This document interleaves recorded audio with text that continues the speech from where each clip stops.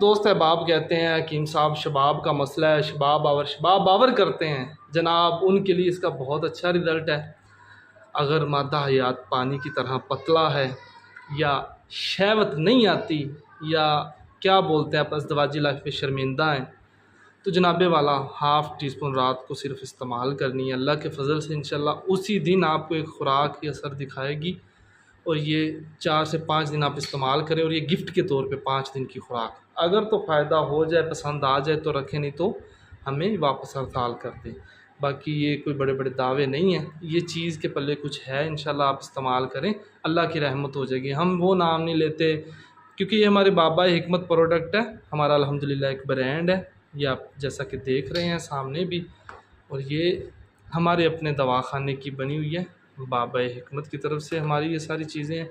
आप लोग रब्ता कर सकते हैं इंशाल्लाह बफ़ज़ल खुदा। कोई स्टीरॉइड कोई केमिकल से बिल्कुल पाक है, लेबॉरेटरी टेस्ट है माशाल्लाह अल्हम्दुलिल्लाह।